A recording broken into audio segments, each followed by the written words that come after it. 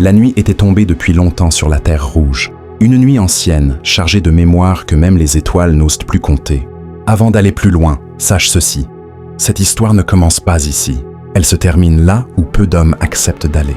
Si tu choisis d'écouter jusqu'au bout, tu comprendras pourquoi certains savoirs ne sont transmis qu'une seule fois et pourquoi ceux qui interrompent le récit avant la fin n'en retiennent jamais la leçon. Les anciens disaient « Quand la terre se tait trop longtemps, ce n'est pas la paix, c'est l'attente. » Au cœur de la brousse, loin des voies humaines et des feux protecteurs, un homme était assis seul. Son dos était droit, ses yeux étaient fermés. Ses pieds nus reposaient sur le sol, comme s'il cherchait à sentir un battement que nul autre ne percevait. On l'appelait Koma, non par habitude, mais parce qu'il avait appris à se taire quand le monde parlait. Cette nuit-là, sans qu'aucun tonnerre ne gronde, il sut que quelque chose venait d'être rompu. Le vent changea de route, les insectes cessèrent leur chant comme rappelés à l'ordre. Même les arbres semblèrent s'incliner dans un respect inquiet. Koma posa lentement la main sur la terre. Elle vibrait, une vibration profonde, régulière, semblable à un souffle ancien qui revenait après une très longue absence. Alors une vision traversa son esprit. Un cercle, parfait, éternel. Koma ouvrit les yeux, et à cet instant précis, il comprit ce que les prophéties murmurent toujours trop tard. Quand la terre appelle un homme, et ce n'est pas pour le prévenir, c'est pour le juger. Koma se leva lentement. Autour de lui, la nuit semblait s'être rapprochée. Les ombres n'étaient plus simplement projetées par les arbres. Elles semblaient regarder. Il fit quelques pas. Le sol était humide, comme si la terre avait transpiré. À chaque mouvement, une sensation étrange l'accompagnait, celle d'être suivi sans jamais être poursuivi. Puis il les vit, des traces. Elles n'étaient ni celles d'un homme, ni celles d'un animal connu.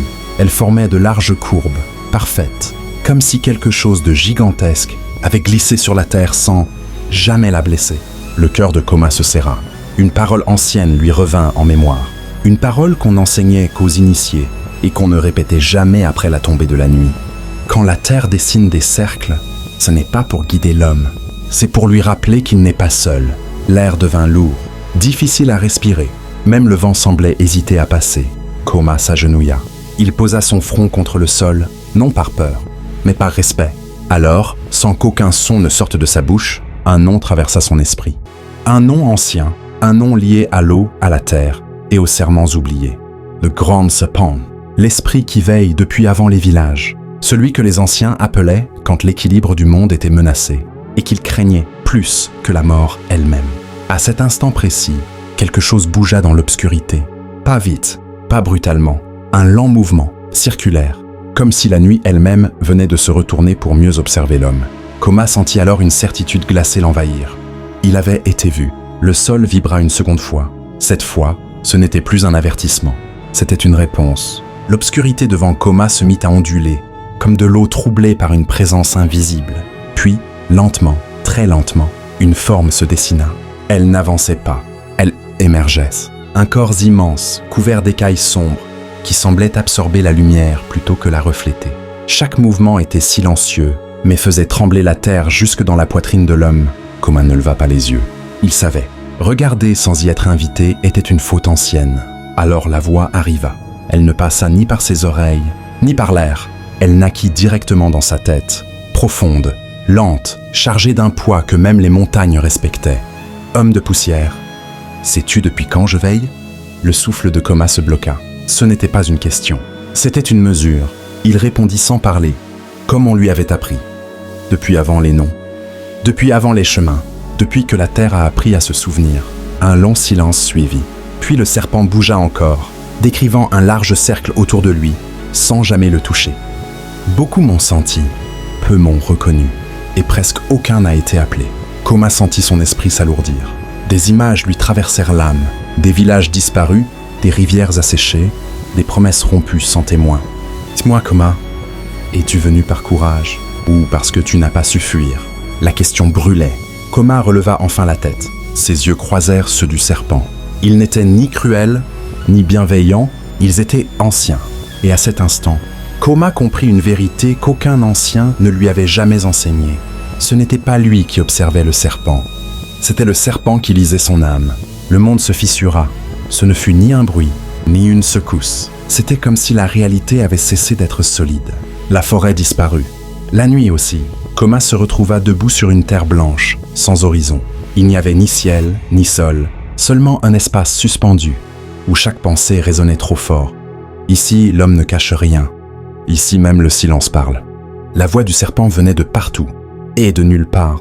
Devant Koma, des images commencèrent à naître. Il se vit enfant, puis plus jeune initié, puis homme respecté. Mais à chaque image, quelque chose manquait. Les moments où il avait détourné le regard, les paroles qu'il n'avait pas dites, les vérités qu'il avait laissées mourir pour préserver la paix. Son cœur se serra. Tu as appris à soigner les corps. Mais dis-moi, homme de la terre, qui a soigné ton courage? Koma tomba à genoux. Une douleur ancienne remonta, non pas dans sa chair, mais dans son esprit. Il comprit alors que l'épreuve n'était pas une punition. C'était un rappel. Le serpent apparut de nouveau, immense, immobile, entourant l'espace comme un cercle sans fin. L'équilibre ne se rompt jamais en un jour. Il se fissure quand ceux qui savent se taisent. Les images changèrent. Koma vit son village, les rivières fatiguées, les terres surexploitées, les anciens rites oubliés, remplacés par la précipitation. Des larmes silencieuses coulèrent sur son visage. Tu n'as pas été appelé pour ce que tu sais. Tu as été appelé pour ce que tu refuses encore d'accepter. À cet instant, Koma sentit quelque chose se briser en lui. Pas une faiblesse, une illusion. Et dans cet espace hors du monde, il comprit que s'il revenait, il ne reviendrait pas entier. Le vide se referma lentement. La forêt revint. La nuit aussi, mais elles n'étaient plus les mêmes. Koma se tenait debout, faible dans son corps, mais éveillé comme jamais dans son esprit. Le grand serpent était devant lui.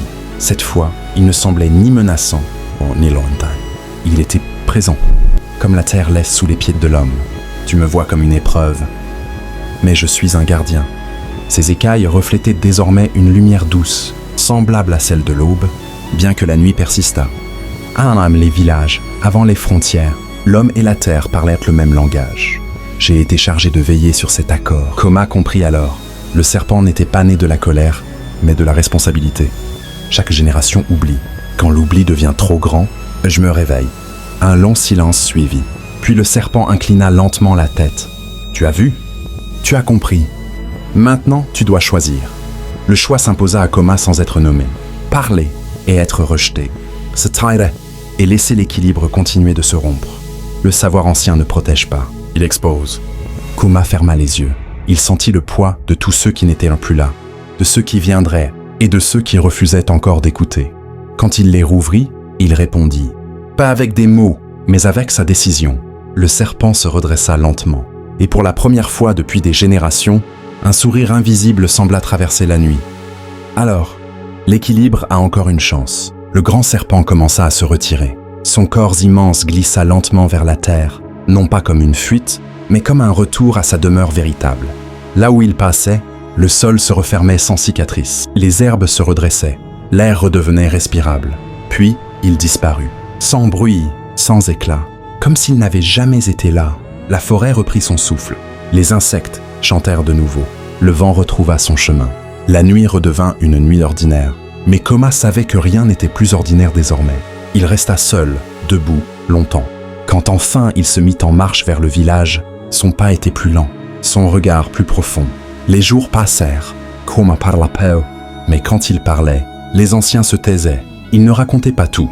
Ils ne le pouvaient pas. Certains savoirs ne supportent pas la lumière directe. Mais là où il marchait, on voyait les hommes hésiter avant de couper un arbre. Les femmes verser un peu d'eau à la terre avant de puiser. Les enfants écoutaient plus longtemps les histoires. Personne ne parlait du serpent. Pourtant, parfois, à la saison des pluies, on voyait apparaître dans la boue de grands cercles parfaits. Alors, les plus vieux murmuraient « Il veille encore ». Et ceux qui comprenaient savaient une chose. Tant qu'un homme se souviendra, le monde ne sera pas totalement perdu.